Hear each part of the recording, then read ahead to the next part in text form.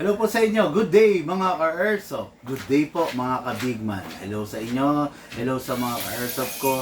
Hello sa lahat ng ating kababayan na sa ngayon ay masayang nagdidiwang ng araw ng Kapaskuhan. Bali, tomorrow isang tulog na lang, no? Pasko na, sabi nga, di ba? So tomorrow i-celebrate natin ng mahusay, no, yung Kapaskuhan. Mag-ingat po tayo, ha. Mag-ingat po tayo sa mga gulo, sa mga away, sa mga lasing. Pag po nakainom tayo, wag po masyadong, kung hangga't maaari, wag nang hahawak ng manibela, di ba?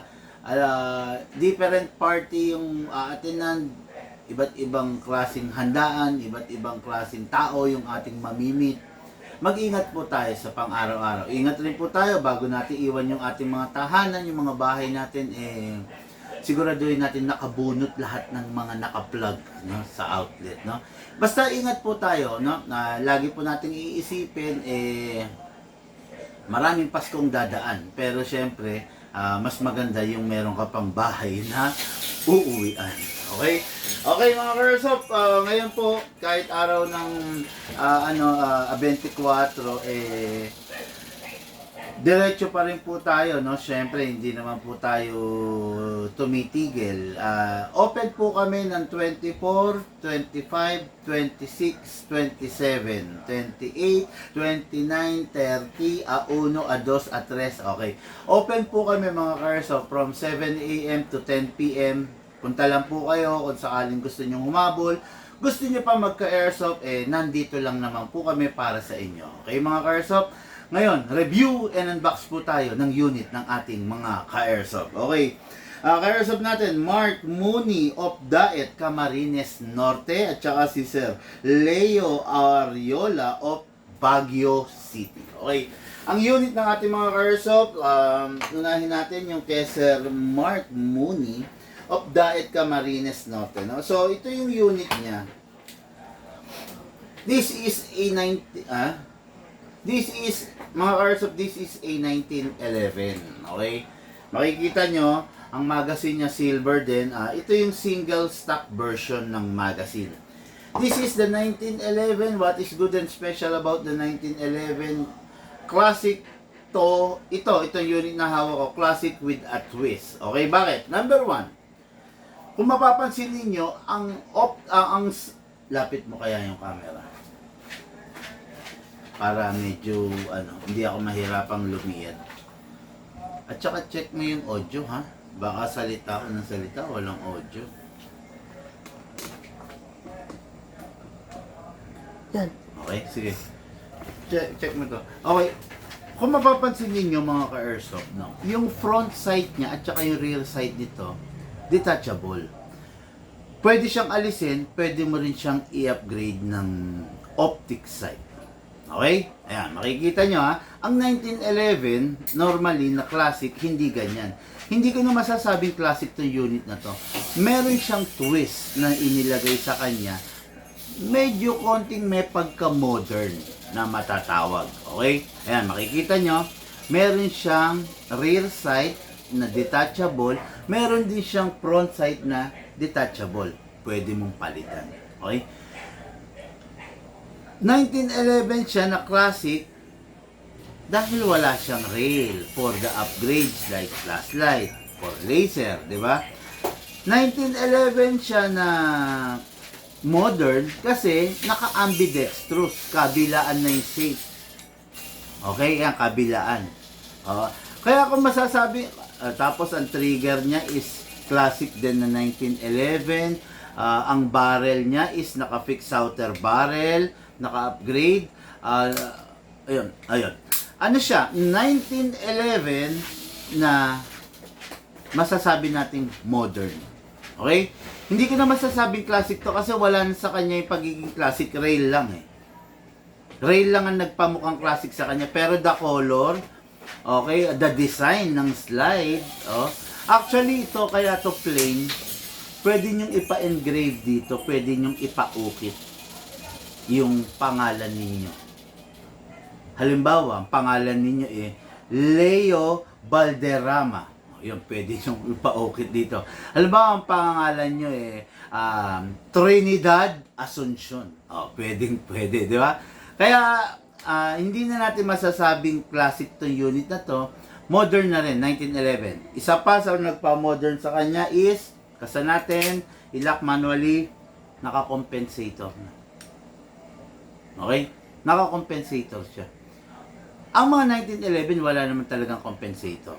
Pag ikinasa mo, lilitaw ang barrel. Pakitaan ko kayo Okay, this is a 1911. Black nga lang to. Itong hawak ko silver. Makikita nyo kasa natin. Lumitaw ang barrel. Stand alone. Okay? Yan Wala man lang siyang shafting na kasama. Okay? Ayan Ngayon, papakita ko sa inyo to. Ito, hindi lumilitaw ang barrel kasi kino-cover siya ng compensator plus may shafting siya dito sa baba para mas maging stable yung mismong slide. Okay? Naka-fix outer barrel to. Tama, naka-fix outer barrel. Ito. Normally, hindi to naka-fix outer barrel. Pero, in-upgrade natin. Number 1 upgrade, fix outer barrel, fine tuning, trigger job, hammer protection pad, and big bore nozzle. Makikita nyo, naka big bore nozzle yan, kulay pula.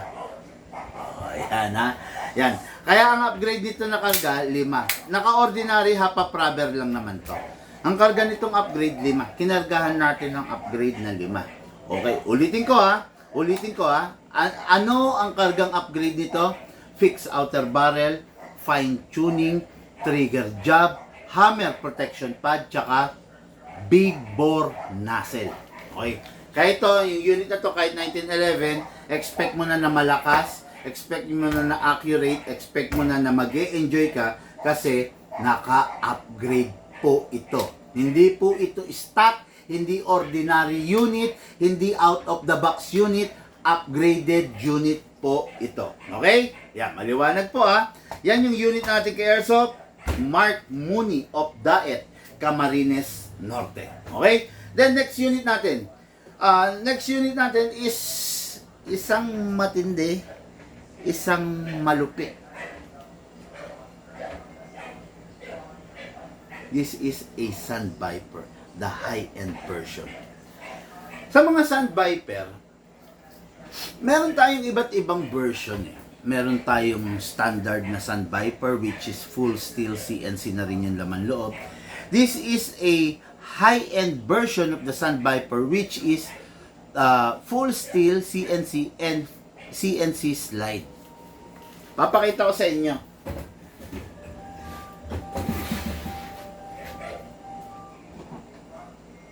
Okay. Mga Airsoft, this is the setup version upgraded of the Sand Viper. Kung makikita nyo yung slide niya, ayan dull ang color. Dull. Kumbaga, neutral lang. Hindi matingkad, hindi makintab, neutral lang. Ayan makikita nyo yan. Itong mga gilit-gilit Yan. Merong high-end version din. Meron pang high-end version Yan. Ito makikita nyo to, same brand to, same maker. Ayan Ito makikita nyo, neutral color lang. Ayan yung mga gilit-gilit. Hindi ko lang alam kung maliwanag sa camera. Maliwanag naman siguro. Okay? Ito is the high-end version. Ayan, makikita nyo. Sige, kitang-kita naman siguro yung pagkakaiba, di ba? Ito the standard. Ito CNC. Okay? Standard. Saan galing? Bakit? Standard, ito CNC. Ayan, makikita nyo. Ayan, makikita nyo, ito mga gilit-gilit na nandito, ito makintab. Actually, pag hinawakan mo siya, matalim. Matalim siya kasi CNC to. Okay? Standard and the CNC. Okay? Kaya pag nakakita kayo ng isang unit, huwag nyong aakalain na magkaparehas. Hindi magkaparehas yan. Kaya yung mga unit, magkakaiba ang presyo. Kasi, meron pagkakaiba-iba yan. Okay? Halimbawa, nakakita kayo dun sa iba, ang mura ng Sand Viper. Tanungin nyo sa sarili nyo, bakit mura yun? Di ba? Papakita ko sa inyo Ito pa. Itong hawak ko is the top version of the mga Sun Viper. Ito, ha? Ito yung China version. Ayan, ha? Ito, China version. Ito, US version. US ang maker nito. Okay? Ito, China version, ha? Ayan, papakita ko sa inyo, ha? Oh. Kasama, ilak mo, ayan. No. Magtataka ka, ang mura lang ng Sun Viper doon. Bakit dito kay Bigman, ang mahal ng Sun Viper? Kasi po, magkaiba po. Yung sinasabi mong mura, mumurahin talaga.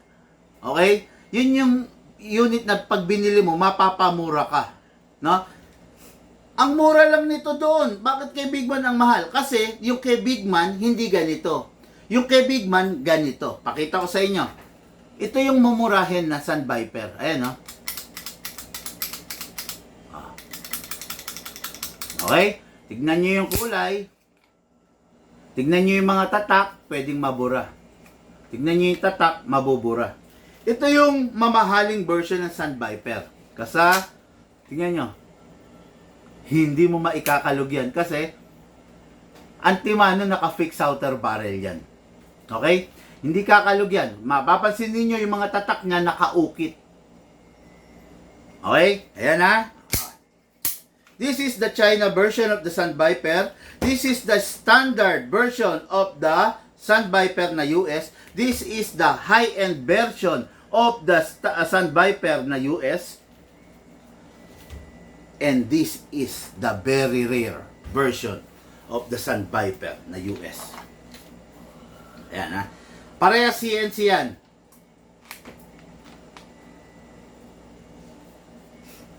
Kitang-kita naman siguro yung pagkakaiba, no?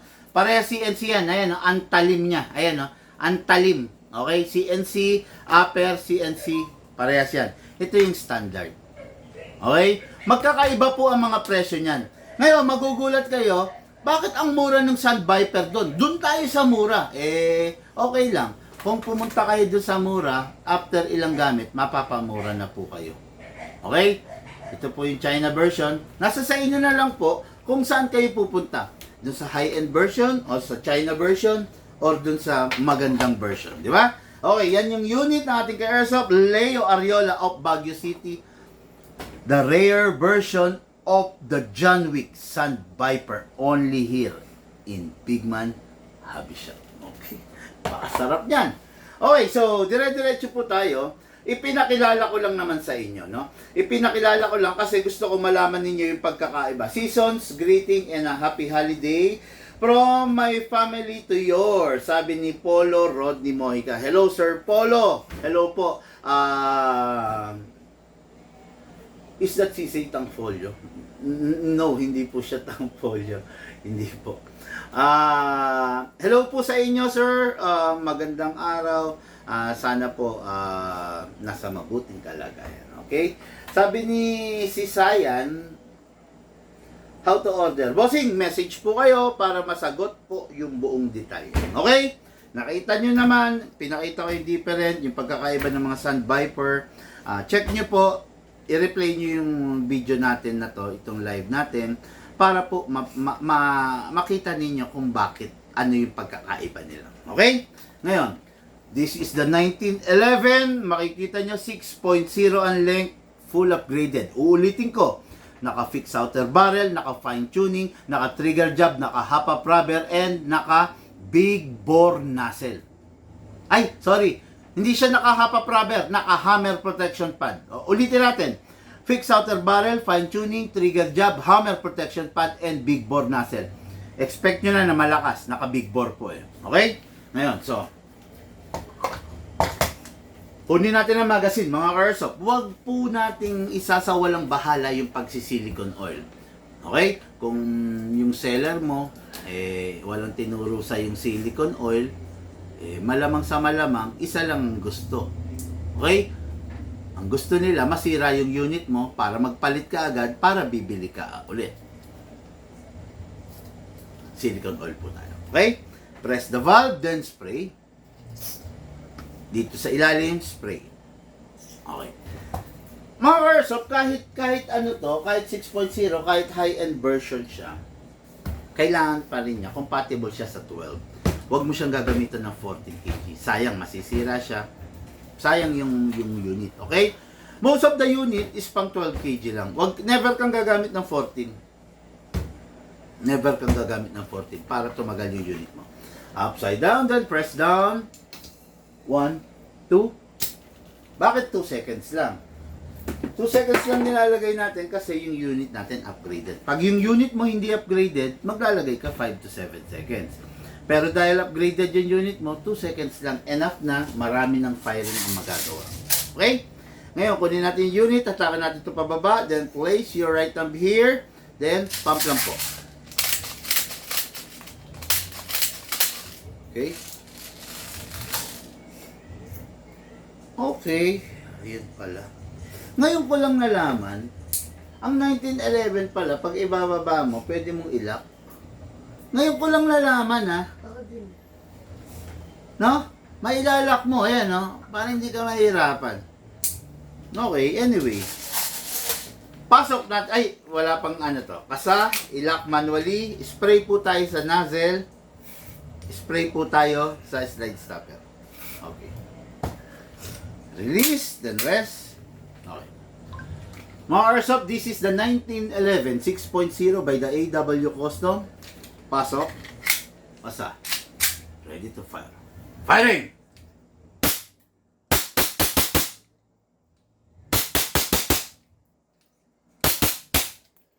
Open slide kasi wala na siyang bala. Next thing to do, release the magazine. Release the slide. Then rest the hammer by pressing the trigger. Napakasarap. Grabe. Iba talagang pumutok ang 1911. Yumayanig. Ang lakas. Ang lakas ng dating niya. Pak, pak, pak, pak.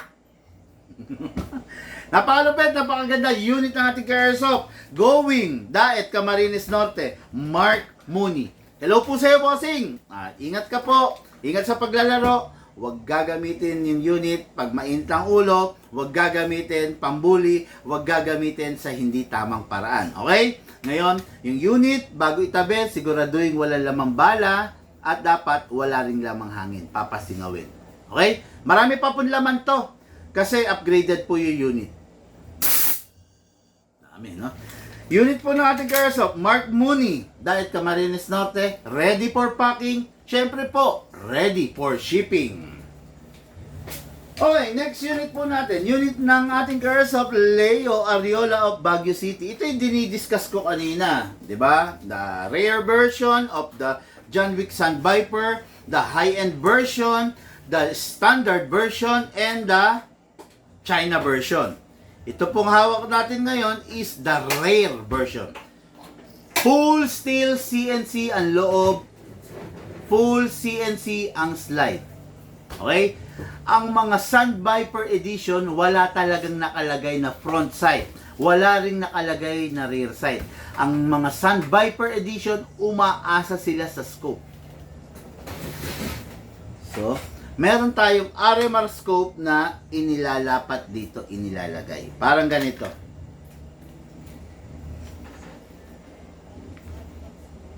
Di ba? Ganda, di ba?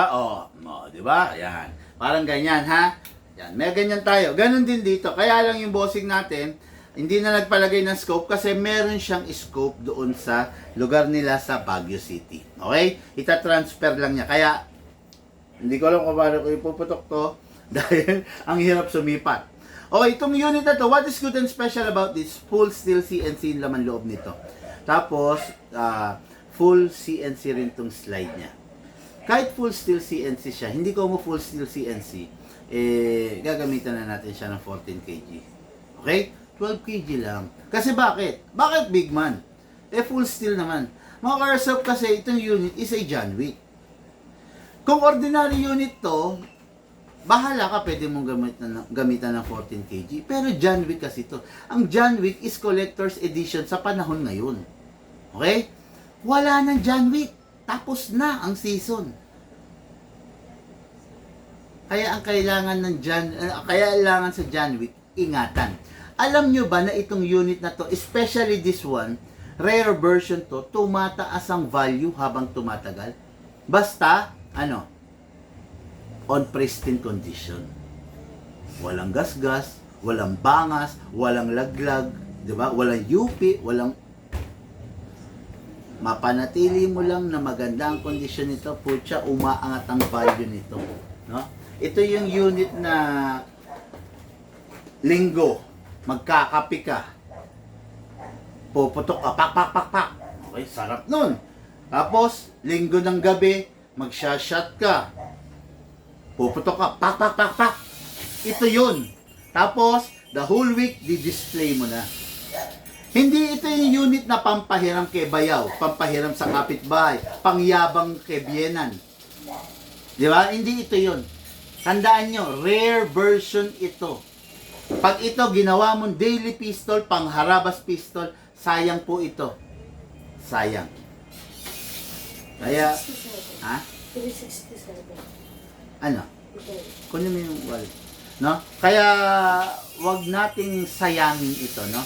So, itong unit na to, full steel CNC, laman loob, full CNC, yung ibabaw, ginagamitan ng RMR sight, okay, naka-fix outer barrel, naka-fine tuning, naka-trigger jam, naka-hammer protection pad, and naka-hop-up rubber. Ordinary nozzle, hindi naka-big bore, pero expected nyo na may lakas siya dahil 2011 siya. Makikita nyo, maganda yung unit, naka-magwell na rin, okay? Kuha tayo ng silicone oil. Siyempre, press the valve, then spray.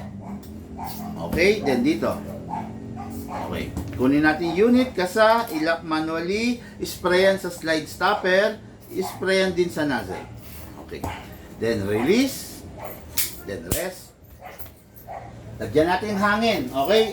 High-end version to, rare version to, pero hindi ibig sabihin gagamitan natin siya ng 14 kg. Tatandaan nyo to mga Carsoft, walang sawa kung sasabihin sa inyo. Pag ang unit ninyo pistol, 12 kg lang. Maliban lang kung yung unit ninyo high-end version na capable sa 14 kg. Okay, upside down, then press down. 1, 2 seconds lang kasi yung unit upgraded. Pag yung unit hindi upgraded, 5 seconds to 7 seconds. Atake natin ito pababa. Then place your other thumb here. Pump lang po tayo ng BBs. Okay. Maximum rounds mga Carsoft is 27. Pero wag na po nating punuin. Okay? Bakit ba kailangan wag punuin? Kasi pag pinuno mo ang tendency, pwedeng manlata yung spring mo. Okay? Pag nanlata yung spring mo, magiging pangit na yung performance niya. Wala ho kasi nabibili ng spring. Wala po nabibili nito. Pag nanglata to, nang hina to, wala na. Di ba? Papangit na yung performance ng unit mo. Video? Paano mag-order ng green gas? Mag-message po kayo, bossing, para po maka-order po kayo ng green gas. Share done, brother, sabi ni Polo Rodney Mojica. Salamat po, Sir Polo. Okay.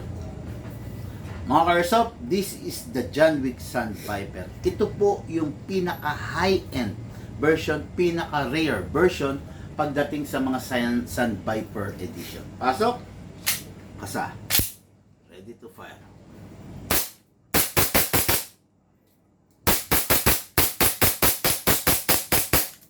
Open slide. Kasi po wala na siyang bala. Next thing to do, release the magazine. Release the slide. Then rest the hammer by pressing the trigger. Unit natin Carsoft, Leo Ariola of Baguio City. Bossing, ito na po yung unit mo, ready for packing and ready for shipping. May 1180 po. Bago itabi, make sure wala lamang bala at dapat wala lamang hangin pasingaw. Okay. Leo Ariola, Baguio City. Maraming salamat po. Mga Carsoft, maraming salamat po sa inyo. Lahat po tayo nagmula sa iba't ibang larangan. Pinagbuklod, pinag-isa ng iisang libangan. Yan po ang paglalaro ng Airsoft. Patid po sa inyo ng inyong lingkod. Big man.